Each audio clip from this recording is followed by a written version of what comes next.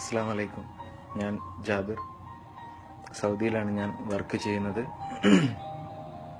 എല്ലാവർക്കും പുതുവത്സരം ആശംസിക്കുന്നു. അതോടൊപ്പം നമ്മളിൽ നിന്നും 2015 വിട പറയുകയാണ്. ഈ അവസരത്തിൽ ഞാൻ കുറച്ച് കാര്യങ്ങൾ പറയാൻ വേണ്ടി വന്നതാണ്. എന്താണെന്ന് വെച്ചാൽ 2015 അവസാനങ്ങളിൽ എൻ്റെ ജീവിതത്തിന് എൻ്റെ ജീവിത കാര്യങ്ങളിലുണ്ടായ മാറ്റങ്ങൾ, അതിനുണ്ടായ ഒരു വ്യക്തിയെക്കുറിച്ചാണ് ഞാൻ പറയാൻ ആഗ്രഹിക്കുന്നത്. ഞാൻ ഫേസ്ബുക്കിലൂടെയാണ് പരിചയപ്പെടുന്നത്. സാദി ഇന്ത്യ എന്നാണ് അദ്ദേഹത്തിൻ്റെ പേര്, ഫേസ്ബുക്ക് നെയിം. അദ്ദേഹം മലയാളിയാണ്. പിന്നെ ഈ ലോകത്ത് നിന്ന് പാവങ്ങൾ അല്ലെങ്കിൽ കഷ്ടത അനുഭവിക്കുന്നവർ, അവർക്കൊരു കൈത്താങ്ങാണ് സാദി ഇന്ത്യ. അദ്ദേഹത്തിൻ്റെ ആശയം ഈ ലോകത്ത് നിന്നും ദാരിദ്ര്യം നിർമ്മാർജ്ജനം ചെയ്യുക, ലഭിക്കാത്തവർക്ക് സ്നേഹപരിചരണം നൽകുക എന്നുള്ളതാണ് അദ്ദേഹത്തിൻ്റെ ലക്ഷ്യം. അതിനെ അദ്ദേഹത്തിൻ്റെ ജീവൻ തന്നെ മാറ്റിവെച്ചിരിക്കുകയാണ്. അങ്ങനെ അദ്ദേഹം 18 വർഷത്തോളം സ്വന്തം നിലയിൽ ജീവകാരുണ്യ പ്രവർത്തനങ്ങൾ ചെയ്തു വരികയായിരുന്നു. അതിനിടയ്ക്ക് അബുദാബി ജയിലിൽ വധശിക്ഷയ്ക്ക് വിധിക്കപ്പെട്ട് കഴിയുന്ന നിരപരാധിയായ സന്തോഷ് എന്ന യുവാവിനെ കുറിച്ച് അറിഞ്ഞു. ഏകദേശം 50 ലക്ഷം രൂപ കൊടുത്താൽ അദ്ദേഹത്തെ മോചിപ്പിക്കാമെന്ന് അറിയുകയും, അപ്പോൾ അദ്ദേഹം ചിന്തിച്ചത് 50 ലക്ഷം രൂപ വലിയ ഒരു തുകയാണ്. പക്ഷേ 2000 പേർ ചേർന്ന് 2500 രൂപ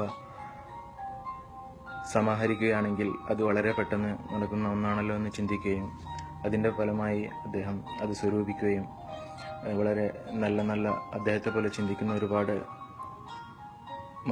മനുഷ്യരുടെ സഹായം കൊണ്ട് ആ സംരംഭം അദ്ദേഹം വിജയിച്ചു. അങ്ങനെ ഇങ്ങനെ ഒരു ആശയം വന്നപ്പോൾ അദ്ദേഹം ചിന്തിച്ചു, കുറച്ചാളുകൾ, അദ്ദേഹത്തെ പോലെ ചിന്തിക്കുന്ന കുറച്ചാളുകളെ കൂട്ടി ഒരു പാവങ്ങൾക്കുള്ള ഒരു കൈത്താങ്ങ്, അതിനെക്കുറിച്ച് അദ്ദേഹം ചിന്തിച്ചു. അതാണ് സ്നേഹവീട്. ഞാൻ അദ്ദേഹത്തെക്കുറിച്ച് അറിഞ്ഞു, സ്നേഹവീടിനെ കുറിച്ച് അറിഞ്ഞു. ഞാൻ ഇന്ന് സ്നേഹവീട്ടിലെ ഒരു അംഗമാണ്. ആ കുടുംബത്തിലെ ഒരു ഫ്ലവറാണ് ഞാൻ.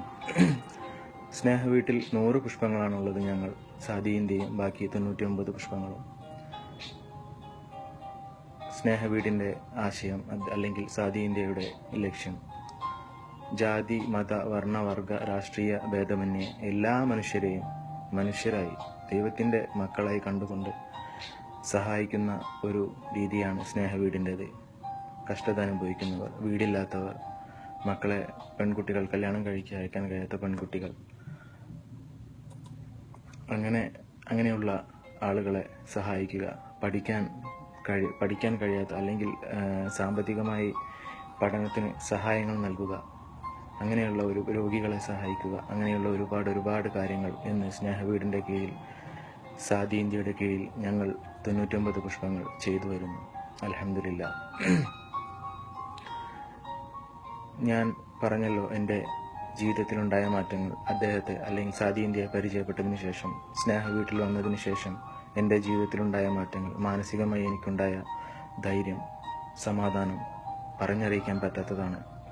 അതിന് ഞാൻ എന്നും കടപ്പെട്ടിരിക്കും നാഥനോട്, അൽഹംദുലില്ലാഹ്, സാദി ഇന്ത്യയോടും. ഞങ്ങൾ 100 പുഷ്പങ്ങൾ എല്ലാവരും വളരെ ഒത്തൊരുമയോടെ, സാഹോദര്യത്തോടെ ഈ കുടുംബത്തിൽ നിലകൊള്ളുന്നു. പാവങ്ങൾക്ക് എന്നും കൈത്താങ്ങാകാൻ ഞങ്ങൾ ഓരോരുത്തരും ഞങ്ങളുടെ ജീവിതം അതിനായി സമർപ്പിക്കുന്നു. എല്ലാവിധ സഹായങ്ങളും എൻ്റെ ഭാഗത്തു നിന്നും സാദി ഇന്ത്യക്കും സ്നേഹവീടിനും ഞാൻ പരമാവധി ചെയ്തു വരുന്നു. നിങ്ങൾക്കും അതിനെക്കുറിച്ച് അറിയാം, നിങ്ങളും അറിയണം. കാരണം സാദി ഇന്ത്യ എന്താണ്, അദ്ദേഹം ചെയ്യുന്ന പ്രവർത്തനങ്ങൾ എന്താണ്, സ്നേഹവീട് ചെയ്യുന്ന പ്രവർത്തനങ്ങൾ എന്തൊക്കെയാണ്, ചാരിറ്റി എന്തൊക്കെയാണ് എന്നറിയണമെന്ന് ആഗ്രഹമുണ്ടെങ്കിൽ ഫേസ്ബുക്കിൽ സാദി ഇന്ത്യ എന്ന് പ്രൊഫൈലിൽ കയറി നോക്കിയാൽ നിങ്ങൾക്ക് കാണാൻ പറ്റും.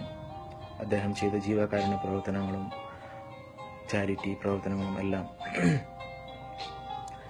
അതുകൂടാതെ ഞങ്ങൾക്ക് ഒരുപാട് ആശയങ്ങൾ അല്ലെങ്കിൽ ഒരുപാട് നല്ല കാര്യങ്ങൾ അദ്ദേഹം പറഞ്ഞു തരുന്നുണ്ട് സ്നേഹവീട്ടിലൂടെ. മതസൗഹാർദ്ദം, അതുപോലെ പാവങ്ങളെ സഹായിക്കുക, ഒരുപാട് പോസിറ്റീവ് എനർജി ജീവിതത്തിൽ കിട്ടുന്ന ഒരുപാട് കാര്യങ്ങൾ, ഇത്തരം കാര്യങ്ങളൊക്കെ അദ്ദേഹത്തിൻ്റെ വാക്കിൽ നിന്ന് കേൾക്കുമ്പോൾ ഒരുപാട് ആശ്വാസം തോന്നുന്നുണ്ട്. അതുപോലെ എല്ലാ പുഷ്പങ്ങൾക്കും നമ്മുടെ ഈ സ്നേഹ വീട്ടിലുള്ള ബാക്കി 99 പുഷ്പങ്ങളും ഇതേ ചിന്തയും ഇതേ വിജയ ലക്ഷ്യവുമായി തന്നെയാണ് മുന്നോട്ട് പോകുന്നത്. അതിന് എല്ലാവിധ സഹായവും ഞങ്ങളെല്ലാവരും ചെയ്യുന്നുണ്ട്. സാദി ഇന്ത്യയുടെ തണലിലാണ് സ്നേഹ വീട് തഴച്ചു വളർന്നുകൊണ്ടിരിക്കുകയാണ്. മാഷാ അല്ലാഹ്. അതിന് നാഥൻ തുണക്കട്ടെ, നാഥൻ സ്വീകരിക്കുന്ന രീതിയിലാവട്ടെ എന്നുള്ള ഒരു പ്രാർത്ഥനയോടെ ഞാൻ നിർത്തുന്നു. ജാബിർ. അസ്സലാമു അലൈക്കും വറഹ്മത്തുള്ളാഹി തആല വബറകാതുഹു.